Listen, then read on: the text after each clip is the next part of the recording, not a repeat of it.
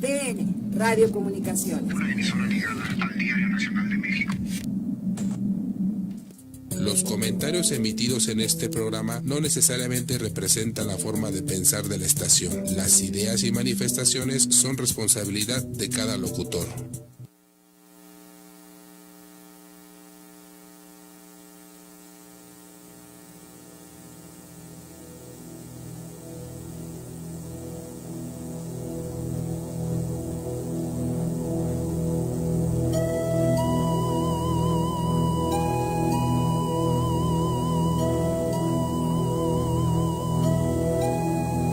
La voy a dejar.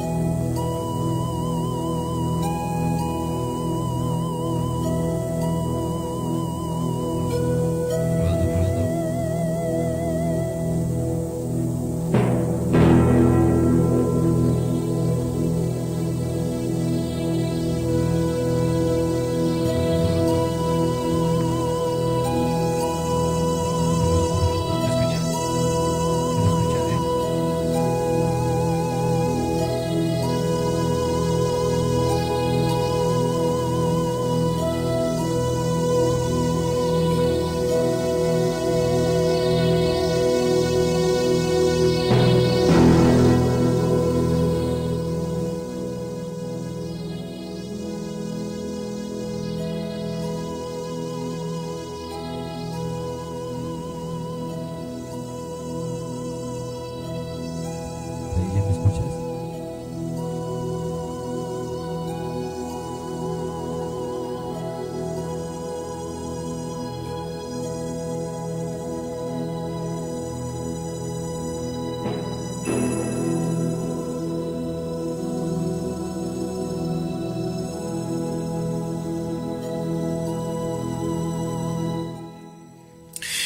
Buenos días a todos. Estamos en Metarmonics, Mundos Alternativos. Con un poquito de retraso al empezar. Me van a disculpar. Pero bueno, habían algunas cosillas que solucionar. Estamos en DN Radio Comunicaciones, por Facebook Live, en la página www.dnmexicoradio.com y en el teléfono en cabina 4632-9653, 4632-9653. Lo voy a volver a repetir, 4632-9653. Esto a raíz de que me han hecho algunos comentarios de que el teléfono en cabina no lo alcanzan a percibir, porque lo digo muy rápido. Bueno, pues aquí les va de nuevo, lenta y rica, 4632-9653. Bueno, el tema de hoy es, la verdad, es maravilloso.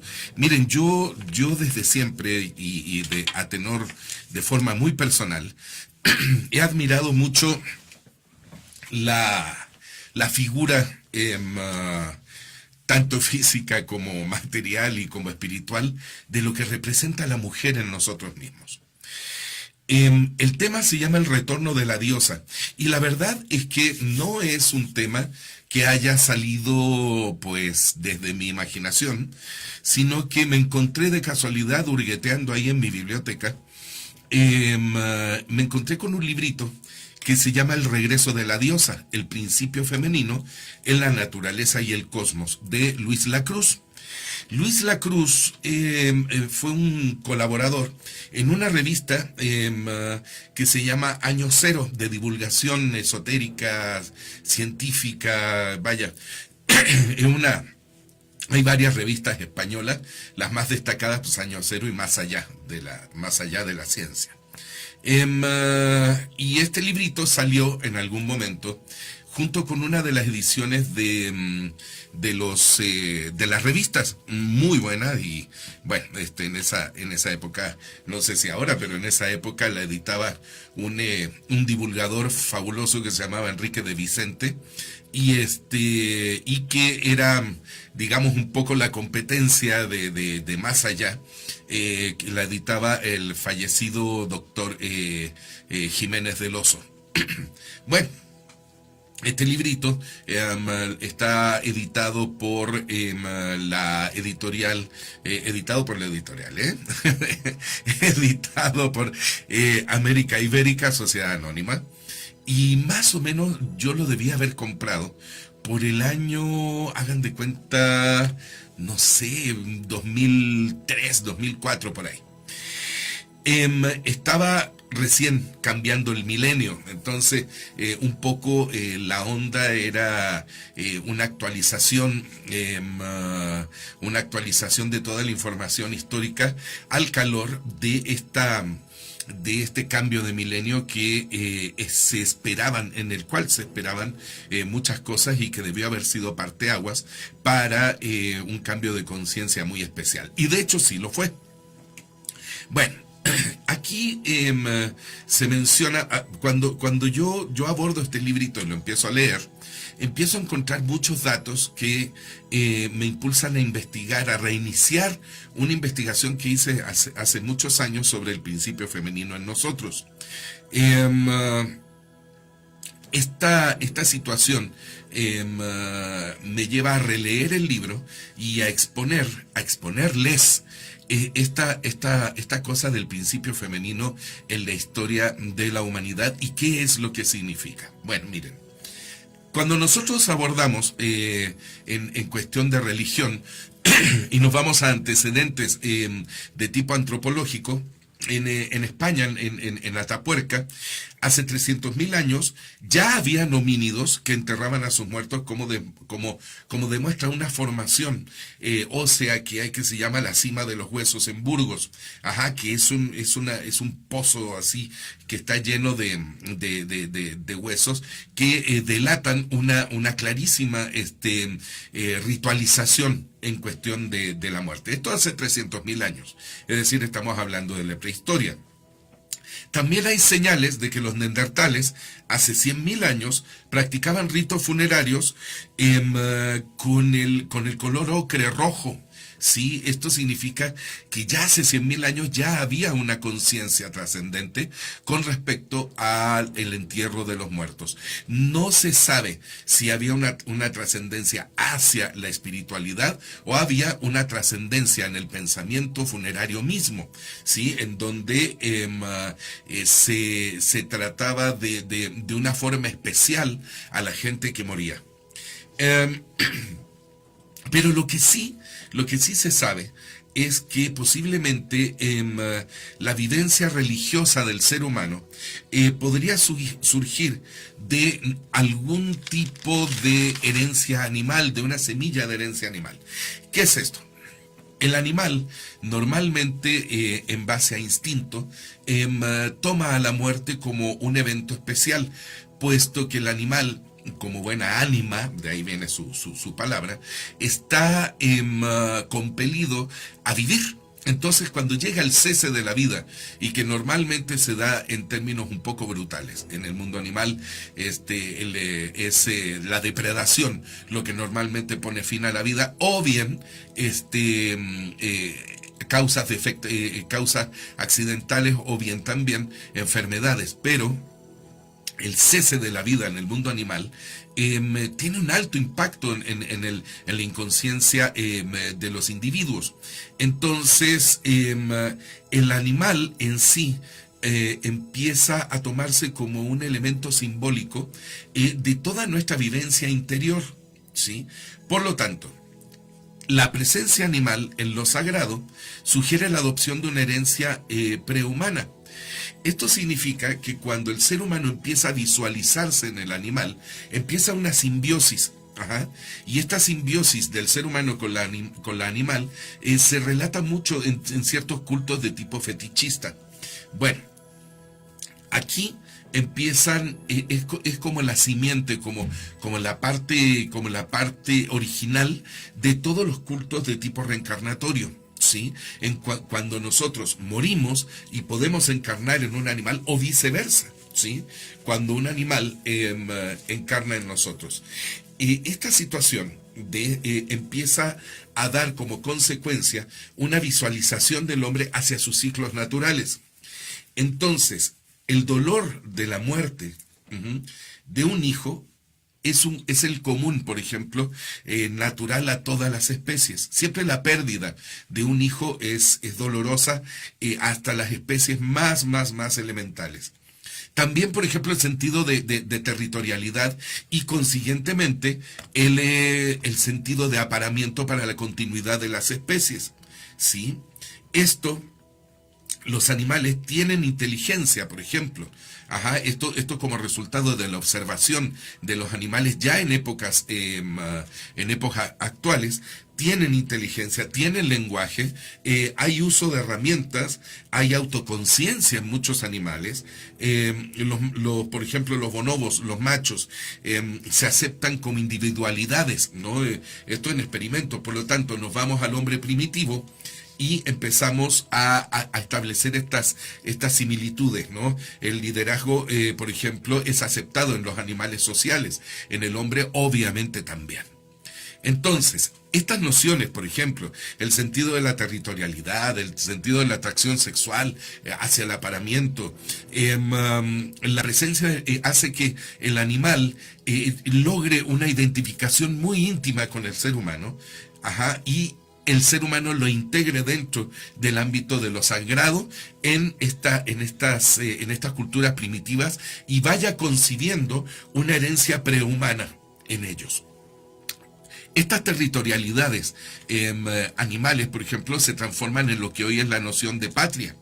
En los rituales de cortejo se convierten en nuestros comportamientos culturales en materia de atracción sexual y apareamiento. Nosotros ritualizamos una serie de conductas a la hora de atraer la atención de la hembra que nosotros pretendemos, o bien de la pareja que nosotros pretendemos. Esto también empieza a orientarse de forma muy especial en los primates superiores. Esto significa, por ejemplo, los bonobos. Los bonobos reconocen y usan plantas medicinales. Dentro del contexto en donde ellos están, si ellos comen algo que les cae mal, ellos saben qué hoja, qué plantita, ¿no?, qué árbol produce el fruto que ellos van a poder usar para aliviarse. Hay un reconocimiento también especial de los grupos con la madre gestante. Y aquí viene todo el principio que les digo.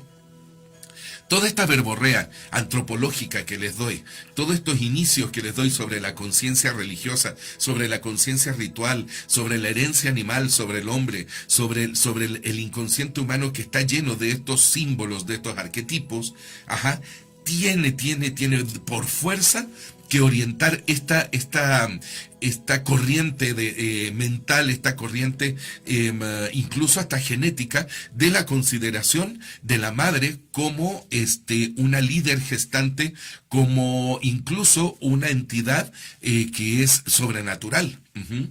Por lo tanto, la experiencia de lo sagrado que ya les expliqué involucra primariamente la emotividad y la vida instintiva que nos vincula a este legado prehumano a través del segundo y tercero cerebro, ¿sí?, que subyacen al córtex propio de nuestra especie, ¿sí?, por lo menos de los primates superiores. Entonces, ¿qué sucede? Hay un impacto en nuestro cerebro emocional, hay un impacto en nuestra vida instintiva. Acuérdense que el instinto es el resorte de conservación de las especies. Por lo tanto, si hay este impacto primario por parte de esta imagen de la madre gestante, entonces inmediatamente la vida instintiva como el inconsciente, siendo ellos mucho más activos en la determinación de la conciencia del hombre primitivo, asocia a la mujer, asocia a las hembras animales en base a su condición de ser. Es decir, si nosotros somos, si nosotros existimos, si nosotros estamos acá, es gracias a esta madre gestante, a la mamá, a esta imagen de la hembra. Por lo tanto, obviamente se le sacraliza, se le vuelve diosa, se le vuelve este ser que, vaya, si nosotros, por ejemplo, tenemos perritos, ¿no? Y vemos que los perritos a nosotros nos ven con agradecimiento cuando les damos comida, etcétera, etcétera. Y cuando los tratamos mal, nos siguen viendo a la expectativa, tristes y todo eso, pero siempre dependiendo de nosotros. Esta era más o menos la manera en donde el hombre primitivo veía a la figura materna y por lo tanto la empezaron a sacralizar, la empezaron a elevar a nivel de diosa con una multiplicidad abismante de rituales pero en el fondo siempre, en lo más sencillo era la madre diosa, ¿sí? O la diosa madre. Las primeras imágenes de diosas, acuérdense por ejemplo de las Venus de Wallerstein o ¿cómo se llama? Estas Venus que eran tan frondosas, digamos, que eran de la época del Paleolítico, del Neolítico. Fueron hechas hace 30.000 o 40.000 años atrás y son figuras femeninas con rasgos sexuales muy primarios, es decir, con bustos muy grandes, con caderas muy grandes, etcétera. Incluso en algunos casos, fíjense, sin cabeza. Había veces que no tenían ni siquiera cabeza. O bien tenían cabezas pero muy chiquititas. Pero estos rasgos primarios de la madre, que era el busto grande, la cadera grande, muchas veces incluso se representaban estas figuras como mujeres embarazadas, como mujeres en estado gestante. Bueno, ¿qué sucede aquí? El hombre, de manera subconsciente, empieza a admitir que todos los fenómenos que él considera mágicos son de tendencia animista, es decir, que vienen de otros espíritus que él conoce y comprende dentro de su contexto natural, ¿sí? Recuerden que ánima es movimiento, de ahí viene la palabra animal, ¿sí? Animado. Por lo tanto, esta conciencia mágico-animista se asocia a la propia concepción de su creación y esta a la sexualidad. Es decir, la diosa madre tiene un poder sexual tal que fecunda todo lo que la rodea. Por lo tanto, esta consideración, este concepto de la diosa se fundó sobre el misterio de la procreación. Es la era, bueno, esta era, en ese tiempo, la sede del milagro, ella es la sede del milagro de una nueva vida, pues, cuyo origen era un misterio de corte sobrenatural y sobre todo metafísico, ¿sí? Siempre va más allá de lo aparente y siempre va más allá del imperio del dominio de lo material y de lo físico, de lo inmediato. Por lo tanto, hay una condición, empieza a hacerse una condición de trascendencia. En este psiquismo arcaico, donde se hacen estas asociaciones tan primarias, la divinidad femenina empieza a asociarse con la luna. Ah, caray, ¿por qué la luna? Bueno, pues resulta que el hombre primitivo se da cuenta de que los ciclos menstruales junto con los ciclos lunares coinciden. Y empiezan a ver que todos los ciclos lunares con respecto a los ciclos solares, con estos ciclos menstruales, con la alta de las mareas, por ejemplo, en plenilunios, etcétera, empieza a coincidir. Por lo tanto, empieza una extrapolación de este principio que hasta aquí era terrestre, empieza una extrapolación a un ejercicio lunar del principio femenino. Esto es muy interesante, porque el principio luna-mujer dura muchos siglos. Bueno, hasta el día de hoy. De hecho, hay algunas filosofías, religiones, etcétera, que todavía asocian los principios lunares a la mujer. De hecho, el esoterismo actual, por ejemplo, cuando nosotros hablamos de Kundalini, esta serpiente que va por en medio de la columna vertebral hasta la zona de nuestra glándula pineal arriba de la nariz, esta serpiente de energía que alimenta nuestros chakras y que si está en armonía los hace girar a la misma velocidad. Bueno, lo que provoca es que estos dos principios, hay dos principios, lo que se llama Ida y Pingala. Pingala es un principio femenino, de energía electromagnética que serpentea por nuestra columna hacia arriba, desde nuestro chakra base, que son los órganos sexuales, y es un principio frío y femenino. Bueno, entonces se empieza a asociar la luna con la mujer. Entonces, Esta noción del líquido, la menstruación, del agua de las mareas, de la luna en nuestras sociedades que eran, cuando empezaron a ser sedentarias, fueron agrícolas. Ajá. Y desde tiempo antes, cuando eran nómadas y eran recolectores, también se daban cuenta que en los ciclos ellos podían regresar a ciertas zonas en donde había recolección efectiva de fruta y lo que la tierra les daba. Entonces se dan cuenta de que todo este grupo de conceptos formaban un contexto vivificante y regenerador para todo lo que significaba la regeneración, la generación de vida. Es decir, todo esto subyace en un principio fertilizante a nivel de todo, de conciencia, a nivel material y a nivel emocional. Por lo tanto, se hace una relación íntima del macrocosmos que los individuos primitivos concebían y su funcionamiento microcósmico. Es decir, se establece una estricta correspondencia entre las fases de la luna y de la mujer. ¿Sí? Recuerden el principio de correspondencia hermético, tal cual es arriba, tal cual es abajo. Desde ahí el hombre empieza a relacionar esta función interna que corresponde estrictamente a una función externa de su cosmos, de su espacio, y viceversa. Hay una incidencia del cosmos hacia el hombre y del hombre hacia el cosmos. Entonces, estas fases lunares, cuando se representan en sí varios estadios de vida, ¿sí? Los principales estadios, ¿cuáles son? La juventud, la niñez, ¿verdad? Cuando la luna está naciendo. La plenitud adulta, que es esta plenitud en donde la fecundación se da con mayor potencia, y luego la vejez y la muerte. ¿Sí? Que este decaimiento en las fases regeneradoras de la Tierra misma. Entonces se produce una relación entre la Luna y la Tierra muy íntima.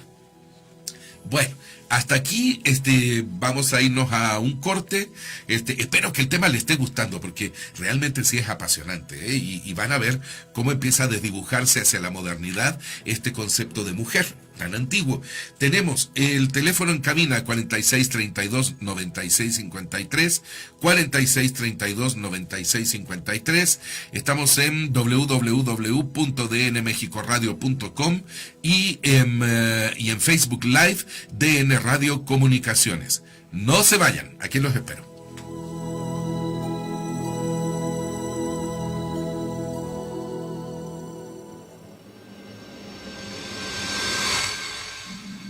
DN Radio Comunicaciones. Una emisora ligada al Diario Nacional de México.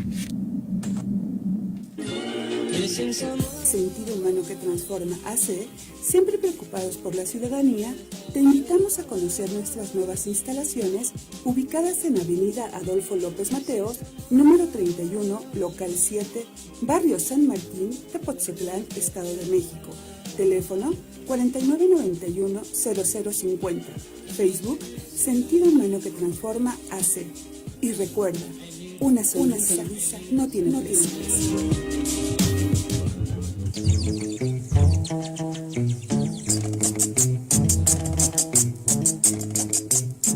Queridos amigos, ¿qué tal? Soy Javier Vargas, el vaquero elegante de la radio, y te invito a seguirme en Musicalísimo, el programa donde escucharemos a los mejores grupos de ayer y hoy, entrevistas, polémica, nuevos talentos y más. Sígueme todos los viernes de 7 a 8 de la noche por DN Radio Comunicaciones, una emisora operada por Diario Nacional de México.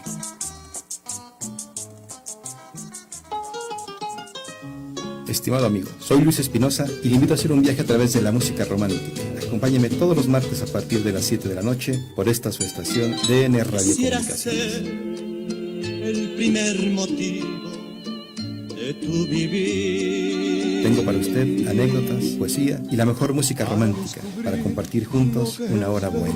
No lo olvide, todos los martes 7 de la noche, la hora romántica con su servidor Luis Espinosa. A través de DN Radio Comunicaciones, una emisora operada por Diario Nacional de México. Te esperamos todos los días en Diario Informativo con lo más destacado de las notas nacionales e internacionales, porque es tiempo de conocer la verdad. De lunes a viernes, 7:30 y 18 horas. Conduce Jesús Rojas. Emprendedores apoyando a otros emprendedores. ¿Tienes un proyecto y no sabes cómo hacerlo realidad? ¿Eres emprendedor y quieres tener éxito? Al ayudar a otros, te ayudas a ti mismo. En confianza con ECBE. Emprendedores con visión empresarial. Conduce Anel Veloz y Luis García. Te invitamos todos los lunes de 5 a 6 de la tarde por DN Radio Comunicaciones. Una emisora operada por Diario Nacional de México.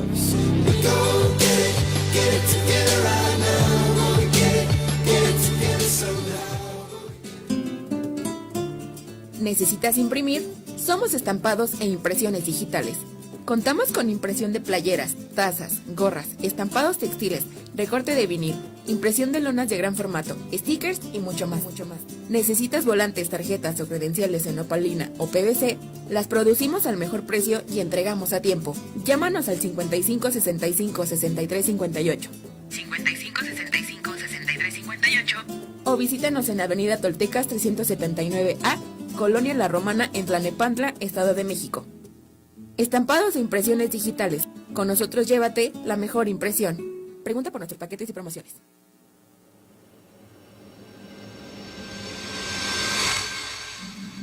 DN Radio Comunicaciones. Una emisora ligada al Diario Nacional de México.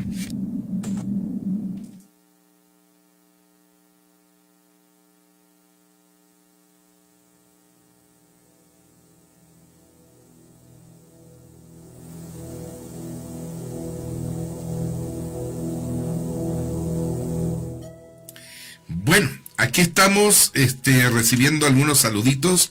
Le mando muchos saludos a Carlos Rivera, de compañero de la universidad. También muchos saluditos a Silvia Alvarado. Vamos a ver aquí. Es que está viendo la retroalimentación de volumen acá con la computadora. Y ya, ahora sí. A Coca también le mando muchos saludos. Moni Salazar también, muchas felicidades. Luego Edgar Rodríguez, mi querido hermano, también muchos saludos. Andrés Ángel Olvera, saludos, mi querido hermano, también un abrazo enorme. Tenemos también Ceci Méndez, también saludos, mi querida hermana, a mi querida hermana Fabiola. Bueno, yo los invito a que participen, que vengan con preguntas y todo eso. Eso es lo que nos interesa. Fíjate, me escucha también otro compañero, también un abrazo enorme, mi queridísimo Pepe Fernández. Bueno, todo esto me lo manda Coca. Muy bien.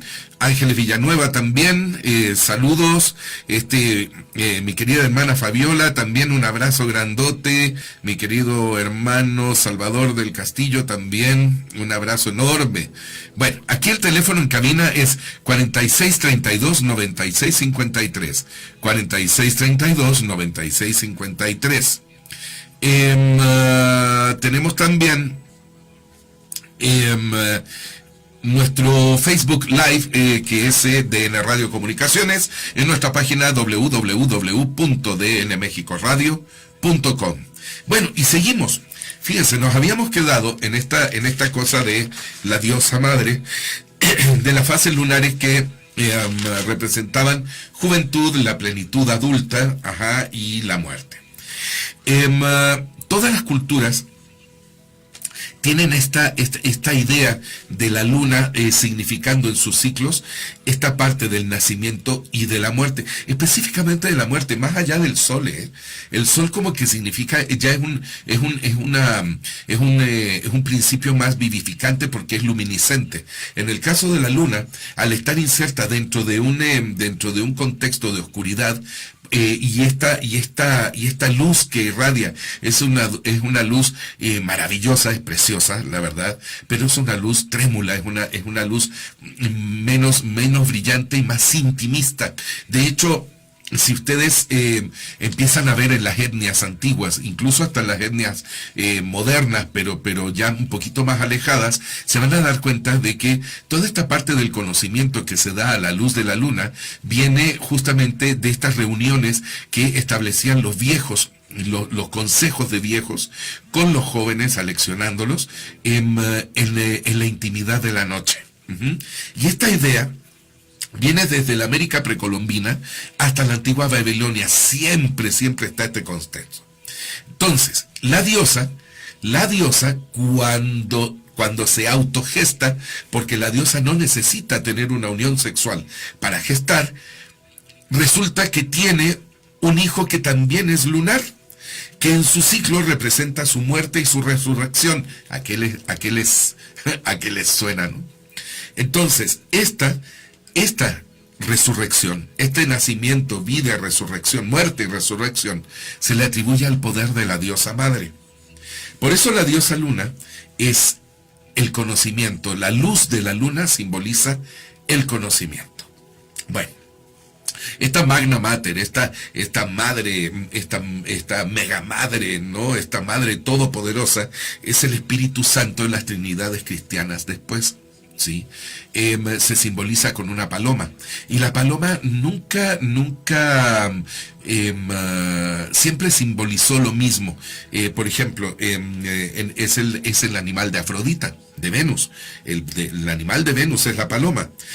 También es la paloma de la antecesora de Venus, que es Ishtar, que era su antecesora babilónica. También tenían la paloma como símbolo. Recuerden que la paloma es la que llega y cuando se produce el diluvio universal, es la que trae la rama de olivo, que indica que ya hay tierra en donde poder recalar y donde poder empezar a iniciar una nueva vida, una nueva era a través de esta destrucción del mundo. Esto siempre tiene una relación. Recuerdan de lo que les decía anteriormente sobre la relación de los animales con lo sagrado. Entonces la paloma siempre tiene esta parte, siempre está asociada en su blancura a la luna, y sobre su delicadeza y sobre su vuelo y sobre su proximidad al hombre, a la mujer, ¿sí? Entonces, de aquí devienen dos principios. Uno, que es el agua, sí, como ya habíamos dicho, que se asocia a la menstruación, que se asocia a las mareas en tiempos de plenilunio. Pero también al fuego. ¿Por qué? Porque es el calor. Entonces, ¿qué es lo que nosotros arquetípicamente nos une con esta diosa madre? Es el fuego y el agua, es decir, la humedad y el calor. Esa humedad y el calor que engendra la vida. Bueno, ¿qué diosas?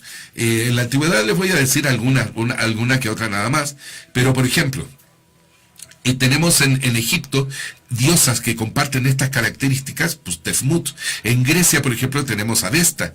Las vestales, recuerden que siempre tenían un fuego encendido dedicado a ella. Sin embargo, una vez al año apagaban este fuego y lo volvían a encender, significando esta cuestión de la resurrección.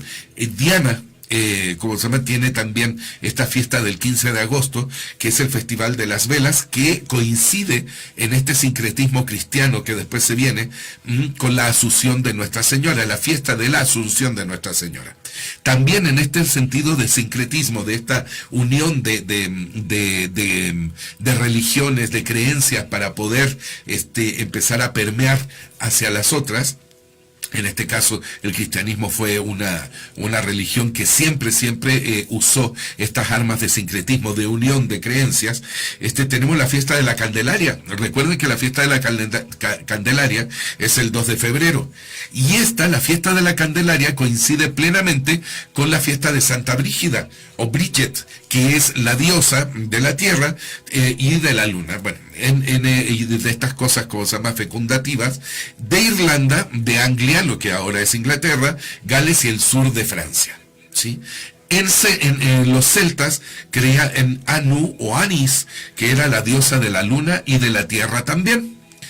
Tenemos en Frigia, en la antigua Grecia tenemos Frigia a Cibeles, ¿no? Tenemos Rea, a Gea o a Demeter en Grecia. Gea, pues es el nombre de la tierra, ¿sí? Luego tenemos a Telus, Ceres y Maya en Roma. Tenemos también a Anaíta en Persia.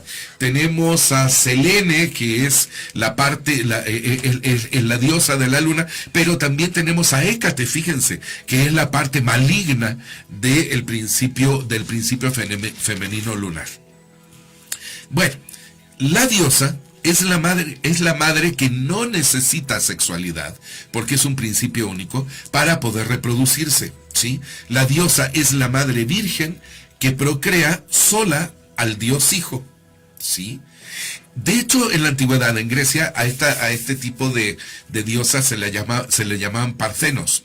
Parthenos significa mujer soltera. Fíjense cómo es la cosa. De hecho, la Virgen María se le sitúa, se le señala en el Talmud, por ejemplo, de los judíos, de manera muy hiriente. Se dice que Jesús fue hijo de María, que era una parthenos, producto de la unión de ella, de María, con un centurión romano que se llamaba Pantera, ¿sí?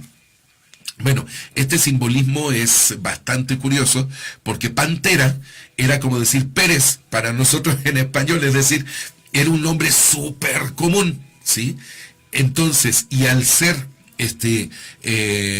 nuestra Virgen María ser una parthenos, si nosotros asociamos la idea, es mujer soltera, Jesús sería un hijo de una mujer soltera, hija de fulano Pérez, ¿sí? O sea, conllevaba un sentido muy ofensivo, ¿sí? En este caso, Jesucristo, tanto como Dionisos, tanto como varios de estos hijos de diosas, era se le denominaban Parthenioi, ¿sí? El Parthenioi era hijo de la madre soltera, ¿sí? Bueno, ¿cómo se produce? ¿En qué momento? Ya que estamos abundando en este momento en la noción de Dios Hijo, sí, que sería el hijo de la luna, el hijo de esta diosa madre, que vendría representando a la luna y también a los poderes terrestres. ¿Cómo se explica el proceso del cambio a Dios Padre? Miren, antropológicamente es bien interesante. Bueno, tenemos que las primeras sociedades humanas eran de tipo nómada, por lo tanto eran cazadores y recolectores eminentemente. Cuando eran cazadores y recolectores, las mujeres se dedicaban a la recolección y los hombres, que tenían mayor cualidades musculares, eran los que se iban a cazar.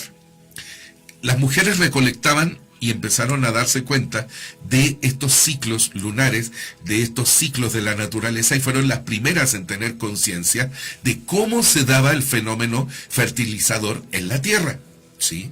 El hombre estaba ocupado cazando. Entonces, la mujer empieza a desarrollar una inteligencia que la iba a unir eventualmente con todos los funcionamientos naturales y todas las leyes que están conformando la naturaleza de las cosas. Entonces, ¿qué sucede con la mujer? Empieza a detentar la mujer este conocimiento de la tierra, este conocimiento del cielo, y el hombre empieza a ocuparse con la proveeduría de la comida mediante la caza.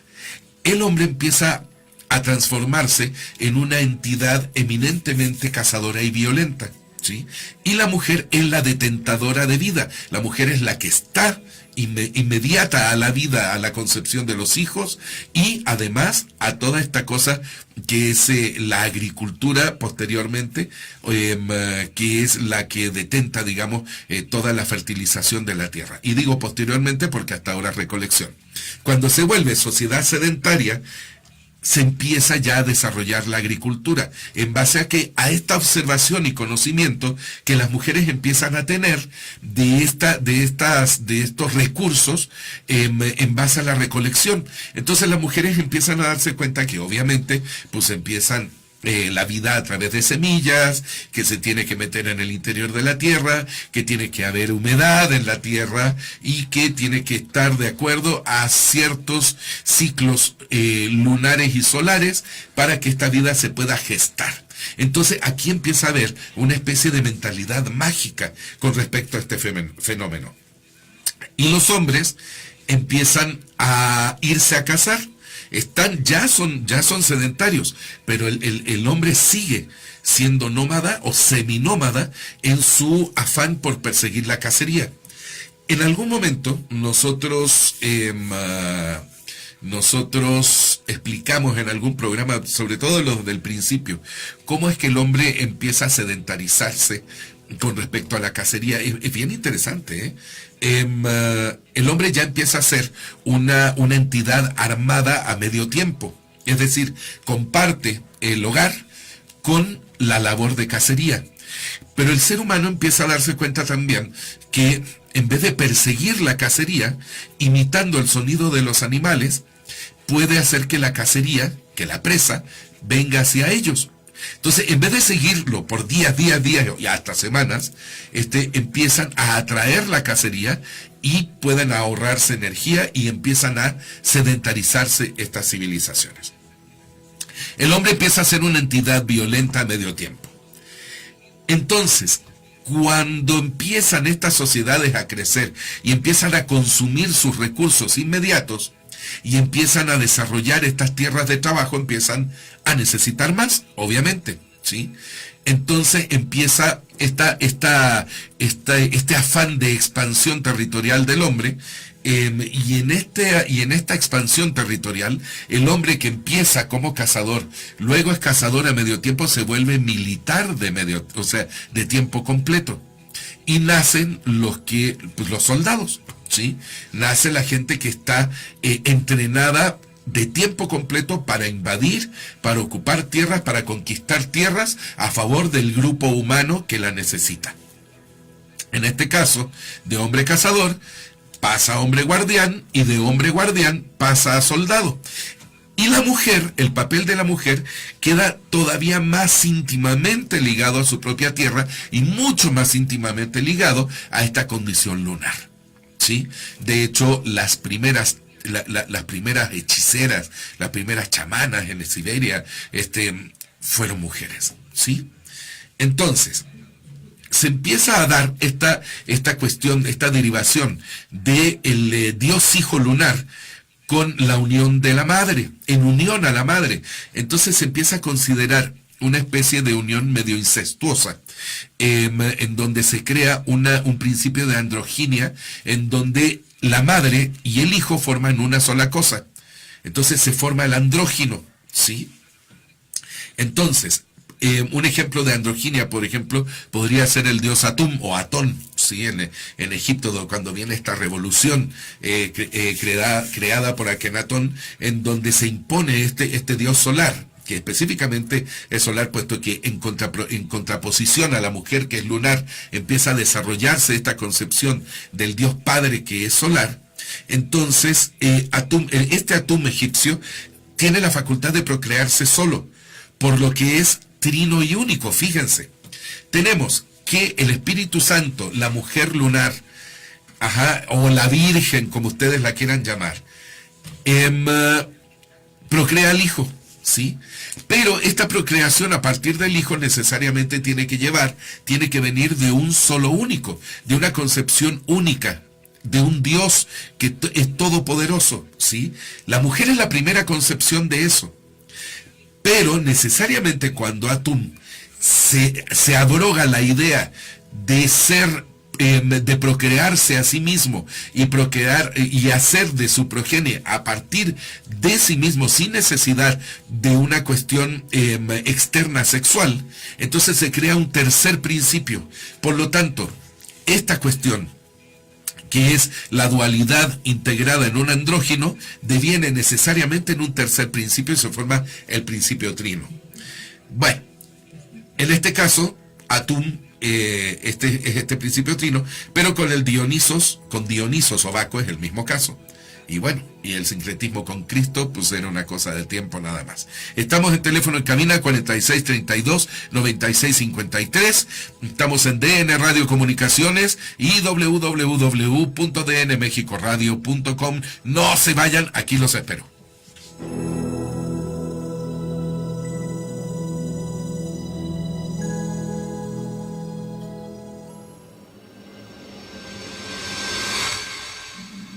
DN Radio Comunicaciones. Una emisora ligada al Diario Nacional de México. Emprendedores apoyando a otros emprendedores. ¿Tienes un proyecto y no sabes cómo hacerlo realidad? ¿Eres emprendedor y quieres tener éxito? Al ayudar a otros, te ayudas a ti mismo. En confianza con ECBE. Emprendedores con visión empresarial. Conduce Anel Veloz y Luis García.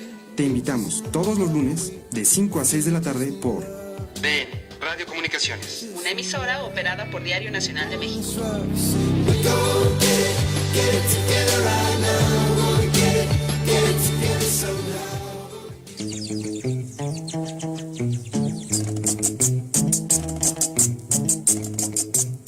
Queridos amigos, ¿qué tal? Soy Javier Vargas, el vaquero elegante de la radio, y te invito a seguirme en Musicalísimo, el programa donde escucharemos a los mejores grupos de ayer y hoy, entrevistas, polémica, nuevos talentos y más.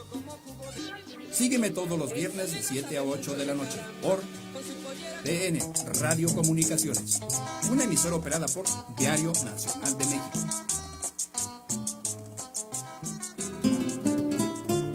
¿Necesitas imprimir?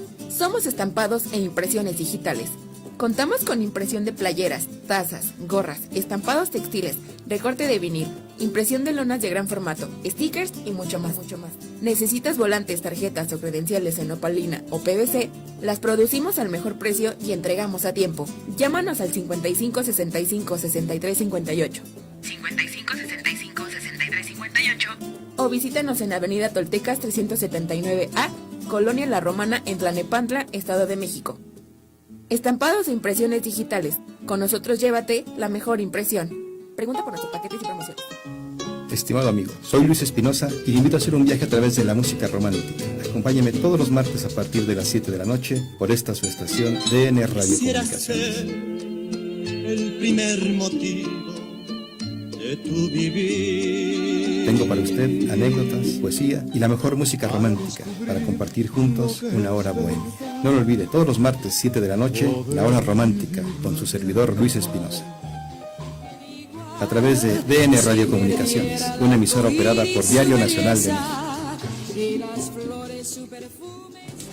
Te esperamos todos los días en Diario Informativo con lo más destacado de las notas nacionales e internacionales, porque es tiempo de conocer la verdad. De lunes a viernes, 7:30 y 18 horas. Conduce Jesús Rojas.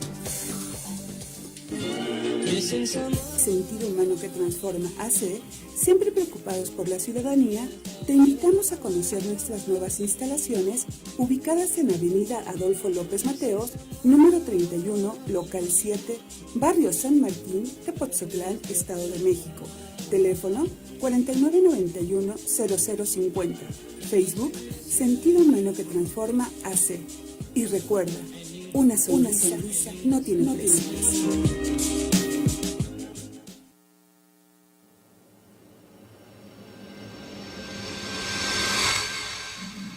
DN Radio Comunicaciones. Una emisora ligada al Diario Nacional de México.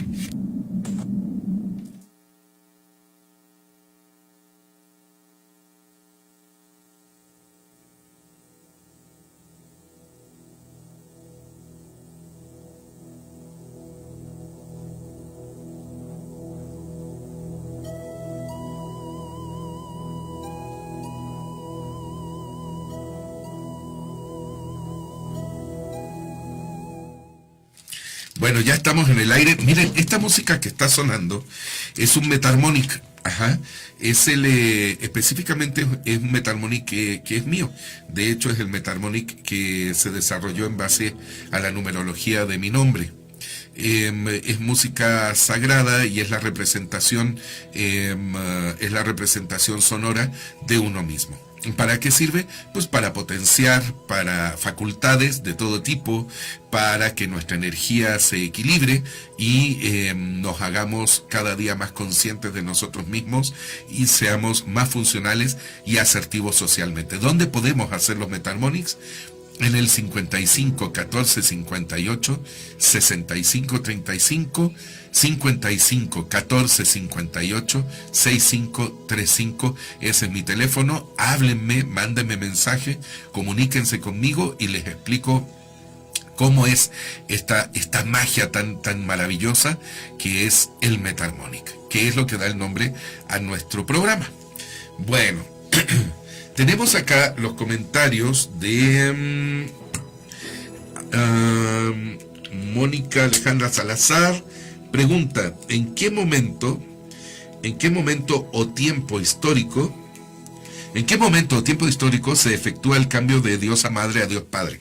En realidad no es un momento en sí mismo, porque todavía hay etnias y todavía hay grupos humanos que adoran a la Diosa Madre y ha sido una continuidad que no se ha interrumpido nunca. Más bien es en un periodo en donde el ser humano se vuelve sedentario a partir de su ser nómada. De ahí es donde viene la necesidad, porque es una necesidad de la adoración al Dios Padre, que es de carácter más violento, porque es este Dios Padre el que asegura la continuidad de la especie en base a la conquista y a la proveeduría de la cacería. Ese es principalmente la razón. Luego, tenemos varios comentarios, fíjense. Mi venerable hermana Ivette Roldán, saludos, besitos. En la actualidad, el tema de hoy está sustentado de forma científica por el generoso Brian Sykes, autor de La maldición de Adán, señalando la desaparición del varón por no evolucionar al mismo ritmo que la mujer. Es bien interesante esta parte y de hecho la vamos a ahondar ahora en lo último del programa, mi hermana, porque sí, efectivamente tiene algo que ver, pero también hay una parte del hombre que empieza a rescatarse de una manera maravillosa y empieza a transmutar a partir de esta parte de nuestro principio femenino. Ya aquí, generosa, sí, el término generosa, ya mi hermana lo reemplaza por genetista. ¿Cómo no? Claro. En la actualidad el tema de hoy está sustentado de forma científica por el genetista Brian Sykes, autor de La maldición de Adán, señalando la desaparición del varón por no evolucionar al mismo ritmo que la mujer. Sí, hay una tendencia genética en donde dice que el varón está condenado a desaparecer biológicamente para dar paso nuevamente a la potencia femenina como única. Bueno, es más, hay otros que van más lejos y que dicen que a partir de la misma mujer se estaría recreando nuevamente la androginia original del ser humano. Bueno, por parte de Silvia Alvarado, dice diosas madre las hay en todas las culturas, incluso muchas se consideraban vírgenes. Claro que sí, en todas las culturas.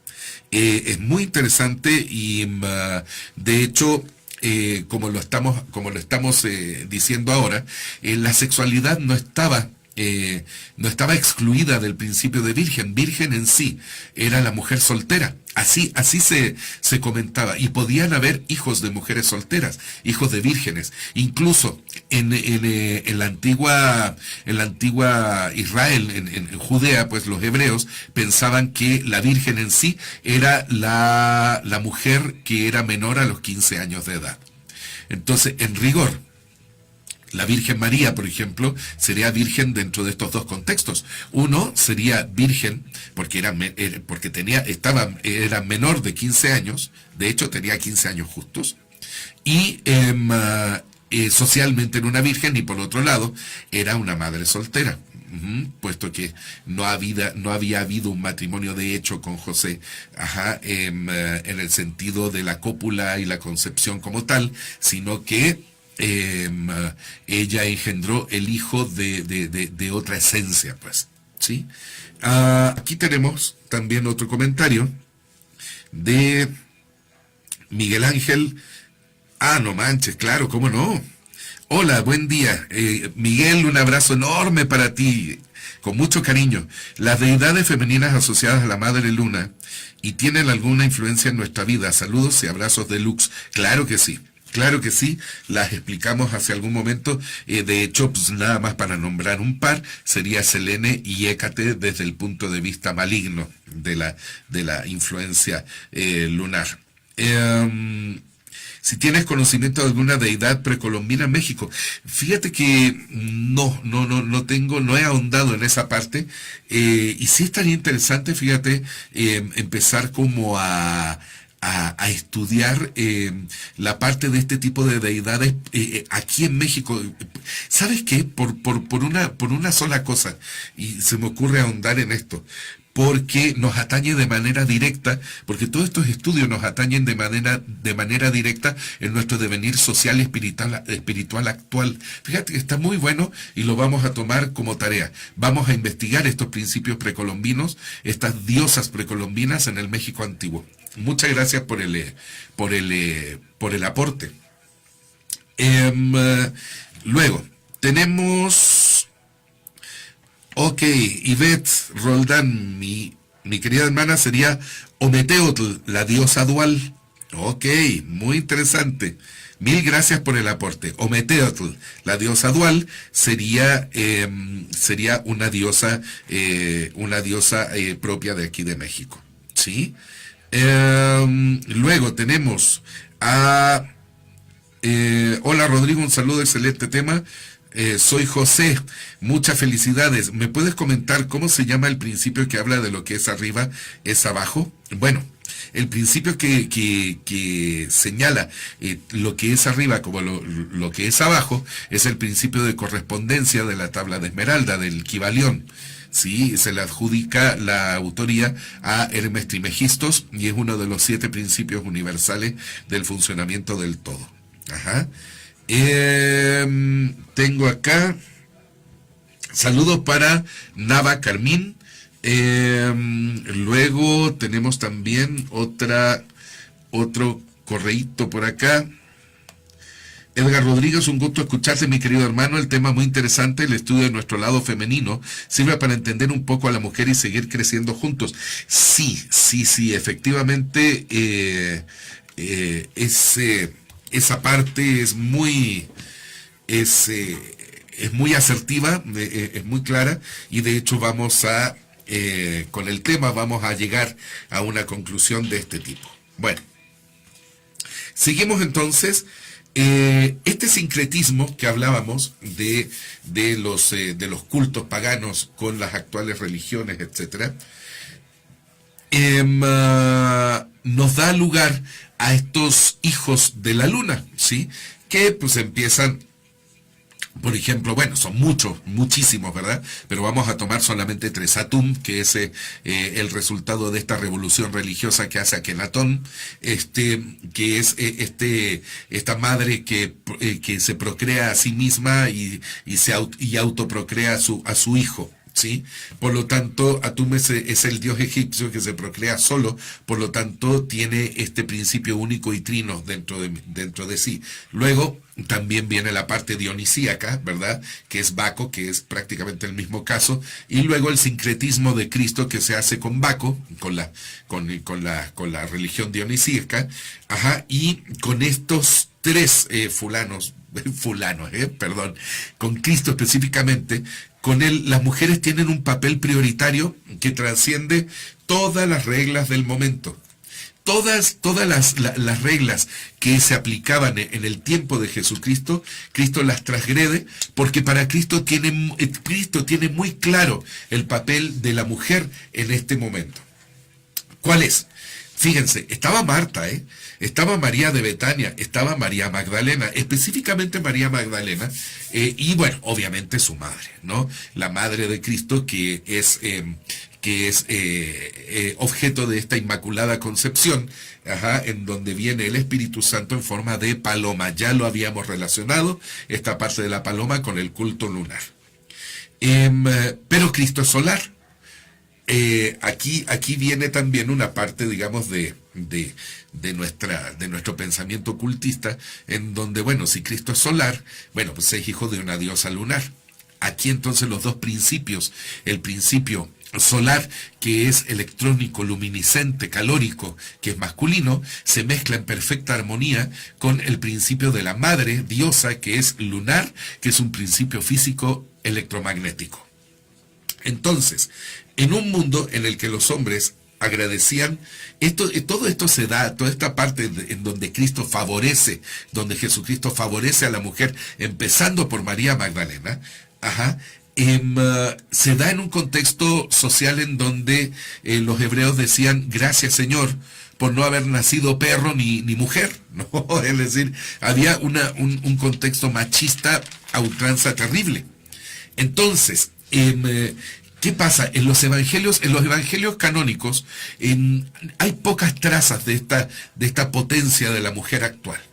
Digo actual, digamos, porque este nacimiento, digamos, de la mujer ya que empieza a empoderarse en una sociedad tan represora, va increciendo hasta nuestra época, ¿sí?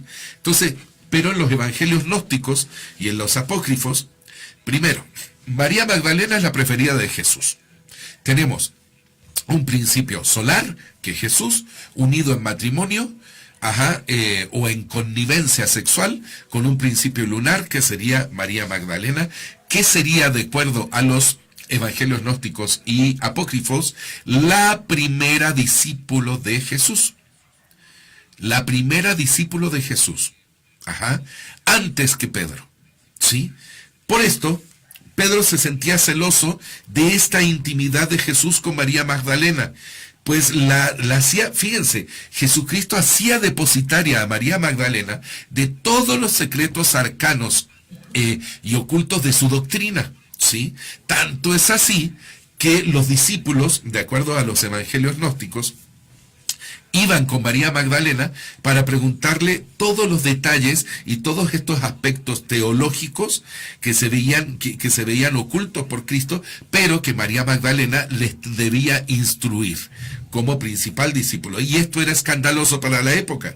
Es más, hay un reproche de un discípulo que se llamaba Leví, de un discípulo menor de Cristo que se llamaba Leví, hacia Pedro, criticándolo amargamente por tener este celo y esta violencia tan extrema en contra de María Magdalena. ¿Sí?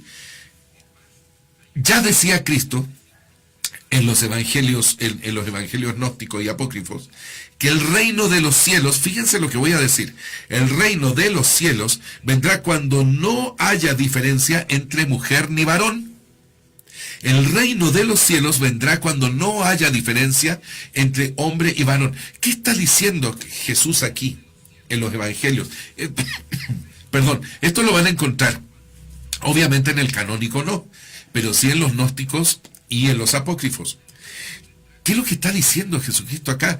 Que el reino de los cielos vendrá a nuestra tierra, es decir, los cielos descenderán a nuestra tierra con todo su poder, con toda su mecánica natural, cuando el hombre esté en igualdad de condiciones que la mujer. Es decir, que el principio masculino sea exactamente correspondiente y equilibrado en armonía con el principio femenino.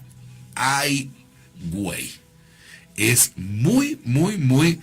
Está pesado. Y la frase bien sencilla, Y bueno, eso tenía Jesucristo, En base a frases muy sencillas, explicaba unas cosas que, Dios mío, Por ejemplo, así, digamos, Como comentario al margen, en el Evangelio de Felipe, por ejemplo, llega un discípulo y le dice a Jesucristo, le dice, oiga, maestro, ¿es necesario que nos circuncidemos? Y Jesucristo le dice, bueno, si fuera necesario, Dios ya nos habría hecho circuncidados. Es decir, vaya, nos muestran a un Jesucristo muy humano, muy real, ¿no? Muy próximo a nosotros, ¿sí? Bueno, el reino de los cielos vendrá cuando no haya diferencia entre hombre, entre mujer ni varón. Y el cristianismo en sí mismo no es, esto es un error muy grande cuando la gente empieza a considerar que el cristianismo es el que empieza a condenar a la mujer. No, ya habían antecedentes de condenación a la mujer por parte de religiones patriarcales ya muy antiguas. Por ejemplo, en el paganismo, el jainismo ya era antifemenino. Se postula, de hecho, la ascesis como proceso universal en donde nosotros necesitamos esta purificación absteniendo de las relaciones con mujeres. Esto lo plantea el jainismo, como les digo. También lo plantea el confucianismo. Y el shintoísmo también en Oriente lo plantean, esta ascesis de la mujer. También en los misterios órficos en Occidente, bueno, serían en los misterios órficos, la gnosis cristiana, por supuesto, la primigenia, y el neoplatonismo en Occidente. De hecho, Platón era muy antimujer, quién sabe por qué. Pero según Freud, es el tabú, fíjense, cuando la mujer luna engendra a su hijo lunar, se hace un principio que es de naturaleza incestuosa. Y es el tabú del incesto materno, que es el origen del trauma, de la progresiva enemistad y desconfianza hacia la mujer por parte del hombre. ¿Y qué es lo que origina? Fíjense, toda la cultura patriarcal y su religiosidad. Es horrible. Es decir, nuestras culpas por el hecho de considerar que nuestra diosa madre y nosotros podemos estar unidos en una connivencia de tipo sexual, hace que nosotros mismos rechacemos el principio femenino como un principio de contaminación espiritual. ¿Por qué? ¿Y en base a qué? Pues en base a nuestras propias culpas, porque subyace en nuestro subconsciente esta parte en que nosotros estamos cometiendo incesto. Y esto es perverso y es horrible, ¿sí? Pero ¿qué sucede? Finalmente, esta cuestión se tendrá que sobreponer. Aún sigue, o sea, es algo que todavía sigue. Recuerden que la cultura, todavía estamos en una cultura eminentemente patriarcal, pero es la figura central de la mujer la que empieza a ganar terreno. Cuando pasa todo esto y empezamos a entrar desde la antigüedad a la Edad Media, ¿sí? Las figuras centrales de la mujer son las que están representadas en las catedrales góticas, ¿sí? Que son convertidas en símbolos de la virginidad fecundada por la luz, ¿sí? La catedral gótica, esta construcción hecha con números sagrados y que vimos la clase anterior, son símbolos de la mujer, son símbolos del universo. Pero si nosotros vemos las catedrales góticas desde adelante, es una representación simbólica de tipo vaginal. Y todo lo que se gesta adentro de la catedral, empezando por las románicas, que son esta oscuridad, esta parte que nos lleva al centro de la tierra, a reconocernos a nosotros mismos y a rectificarnos, es femenina 100%. ¿Por qué? Porque la mujer, al momento de dejar de tener esta potencia lunar como ser único, se convierte en un abogado del hombre pecador. Fíjense qué padre. O sea, la mujer empieza a mutar su esencia y se convierte en abogada del hombre pecador, ¿sí? Lo que en la antigüedad se le llamaba la Stella Maris, esta estrella del mar, esta luna que nos guía, ¿sí? También se le dice la luna de la iglesia y está concentrada dentro de las catedrales. En las catedrales regresan como las vírgenes negras o estas vírgenes de la noche, ¿sí? Estas diosas madres que subyacen en el interior de la Tierra, absorbiendo todos estos principios electromagnéticos lunares. Se sacraliza como salvadora del varón. Ajá. Nuestra Madre María, nuestra Virgen María, es la salvadora de nosotros, es la salvadora del varón en lo social y en lo profano. Ajá, como su dama mística, como su guía rectora e iluminadora. Antes de la luz del sol, antes de los rayos solares, está siempre la noche con el principio lunar, como principio hegemónico y total, ¿sí? Y acá, estos símbolos, esta parte donde la mujer se encuentra específicamente como mediadora entre el principio solar y su principio mismo lunar, quienes establecen esta parte, que es esta parte de corte alquímico, de este matrimonio alquímico, de esta simbología, de estos poderes, de esta energía electrónica luminiscente con la energía electromagnética, son los primeros constructores de las catedrales, donde establecen y donde sellan dentro de las construcciones, dentro de las esculturas, dentro estos mensajes crípticos que nos hablan de esta diosa madre primigenia en unión con este hijo lunar, en unión con el sol.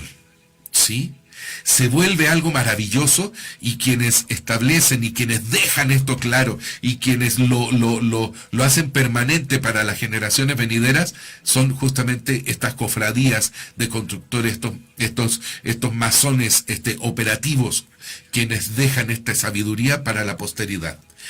¿De dónde sacan entonces y de dónde empieza a generarse ya la figura de la mujer actual? A partir de esta figura de la mujer idealizada, esta mujer, esta Laura de Petrarca, ¿no? Esta Beatriz de Dante, que lo guía hacia el paraíso. Virgilio acompaña a Dante por el infierno. Lo acompaña hasta lo que es el estadio intermedio, ¿no? Y de ahí Beatriz lo acompaña al paraíso, a Dante, ¿no? Es una figura idealizada de la mujer, en donde a la mujer se le eleva por encima de todas las cosas sin el principio sexual. Es decir, acuérdense que hubo una cofradía de poetas, esta corriente de poetas de la Edad Media, donde se le decía el dolce stil nuovo, ¿no? El dolce stil nuovo es el dulce estilo nuevo, el dulce estilo nuevo italiano, en donde casi todos los autores y poetas estaban afiliados a esta orden esotérica, a esta cofradía esotérica de los fideles d'amore, los fieles del amor, ¿sí? Son uniones imposibles. Ya la mujer se ve como un ideal que para el hombre es inalcanzable, pero que es la guía de los esfuerzos morales, de los esfuerzos físicos, de los esfuerzos esotéricos, ocultos del hombre para poder llegar a unirse con ese ideal. ¿Quién es la que establece, quién es la que representa esto de manera plena?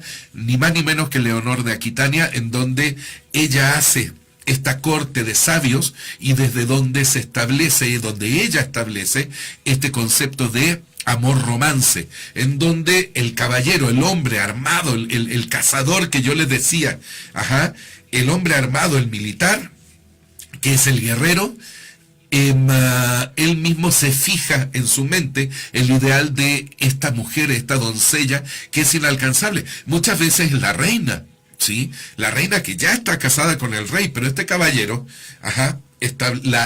la establece en su interior como este ideal a alcanzar, y a quien pondrá en servicio, a quien pondrá en servicio todas sus virtudes personales y todos sus esfuerzos espirituales. Este amor romance es una vía iniciática, ¿sí? En donde el caballero estos caballeros de los trovadores, ¿no? De los que cantaban los trovadores, toda esta, también gremios de trovadores como los Meistersinger, los Minnesinger, que elevan a estas mujeres a un nivel superior como finalidad de los esfuerzos del varón. Esta dama mística a la cual nosotros tenemos que conseguir su favor, pero no sexual, sino que es este favor, es nada más la atención y el amor que nos pueda brindar esta mujer que es toda conciencia. Es muy especial esta parte para sentar las bases del regreso de la diosa. ¿Por qué? Porque viene una nueva arremetida de la parte patriarcal, a partir de la Edad Media, el Renacimiento y épocas posteriores, con estos, a partir de las religiones, ¿sí? Y específicamente en nuestro mundo occidental, a partir de la Inquisición, con la persecución de las brujas. La Inquisición, cuando la Iglesia Católica hay un grupo que se escinde haciendo la reforma a partir de Calvino y Lutero hacen unas matanzas de brujas todavía peores. O sea, hay todo un esfuerzo gravísimo, cruel, espantoso, en contra de la anulación de la mujer como entidad de poder. Entonces, pero cuando empieza este esfuerzo de eliminar a la mujer como detentadora del poder natural, de estas leyes naturales, inmediatamente empieza la muerte del patriarcalismo. Por ende, ¿sí? Entonces, la oposición a la represión viene desde la propia Iglesia. Fíjense, en la Inquisición, los peores censores, los censores más juiciosos, más centrados, más equilibrados, más moderados, pero también más enérgicos y más fuertes, son miembros de la propia Iglesia, como el jesuita Jacob von Spee, que hace esta obra que se llama Cautio Criminalis, que defiende a las mujeres. Este señor era un inspector, un confesor de la Inquisición, era un confesor de brujas, y después de confesar a varias mujeres se da cuenta de que en realidad la persecución es injusta. ¿Sí? Y la obra fue la que tuvo mayor despertares de conciencia en la época en que Jacob von Spee la sacó. Eventualmente, después de esta época vamos a rebasar con velocidad todo el humanismo renacentista, puesto que el humanismo renacentista hace efectivamente una apología maravillosa de la mujer, ¿no? Representado este humanismo por San Juan Bosco, por por Erasmo de Rotterdam, por Giordano Bruno, que hace un muy violento ataque en contra de la Iglesia y resalta la figura de la mujer de manera muy notoria en una obra maravillosa que se llama La expulsión de la bestia triunfante, que les aconsejo que la lean. Y bueno, pasamos esta parte y vamos a darnos un salto histórico, porque no nos va a dar mucho tiempo, hacia el siglo XIX y el XX. Aquí empieza la transgresión del tabú incestuoso con autores, específicamente en el siglo XIX, como Flaubert, ¿no? Cuando en esta novela de Madame Bovary, en donde Madame Bovary pues es una adúltera, pero el marido y el amante son una porquería, o sea, son como hombres, como se llama, no representan nada más que miasma y mierda, pues. Luego tenemos, como se llama, León Tolstoy con Ana Karenina, este personaje tan poderoso y tan maravilloso, u Honoré de Balzac también con Eugenia Grandet, Eugenia Grandet, que es el símbolo del sacrificio de la mujer en torno a su propio hogar, esta mujer que vive encerrada en su hogar y que se sacrifica por todos los que están al lado en desmedro de ella misma. Y tenemos también el epítome de este rompimiento que es Las Flores del Mal con Charles Baudelaire, en donde empieza a engendrar o a alabar a esta mujer que puede ser desde vampira, mujer normal, maravillosa, hasta prostituta. ¿Sí? Estas reivindicaciones de la mujer en el siglo XX renuncian al ideal del cristianismo. Ya el cristianismo ya no les queda. Ya la mujer a través del materialismo empieza a lograr posiciones, ¿sí? Empieza a lograr el derecho a voto, empieza el derecho a manifestación. Hay tantas cosas, tantas crueldades que se le hacen a las mujeres, empezando por esta quemazón que hubo de mujeres cuando estaban protestando en Nueva York, que fue lo que originó el Día Internacional de la Mujer, ¿no? Que nosotros rememoramos y lo recordamos con profundo respeto. Pero por ejemplo, al final del siglo XIX y principios del XX, tenemos mujeres maravillosas como Elena Petrovna Blavatsky, que fue la que hizo la Sociedad Teosófica y se planteó como una mujer empoderada dentro de su esfera esotérica, energética, lunar, creativa, creadora. Se vuelve una autora muy poderosa a efectos de conocimiento, y que tiene detrás de él a una serie de seguidores hombres que se admiran de esta mujer plena, lunar, maravillosa, ¿sí? Tenemos detrás de ella, como se llama, siguiéndole los pasos, un Rudolf Steiner, que fue el que creó la antroposofía, un Uspensky, el mismo Gurdjieff, posteriormente seguidores de la Golden Dawn estarán de acuerdo, como se llama, con los principios de Madame Blavatsky, esta autora de Madame Blavatsky, esta autora de Isis sin velo, en donde ella dice cómo nosotros potenciar esta subconsciencia inherente en nosotros, sacar estos principios, volverlos poderosos y descorrer este velo que oculta lo secreto, lo misterioso de la existencia humana, y que lo dejaría en evidencia volviéndonos a nosotros seres más próximos a Dios o dioses. La Sociedad Teosófica fue fundada por Madame Blavatsky, Elena Petrovna Blavatsky, en 1875, y posteriormente hereda la estafeta esta socialista, también feminista, que fue Annie Besant, en donde se gana mucha fuerza la cuestión social junto con el esoterismo, y empieza a construirse esta visión, gran visión de la mujer. Luego el materialismo, con el advenimiento del materialismo, tanto el materialismo marxista como el materialismo como el positivismo de Comte, el materialismo de, ¿cómo se llama? Ya se me fue el nombre. Son dos materialistas, uno es Marx y el otro es sí, ya se me olvidó.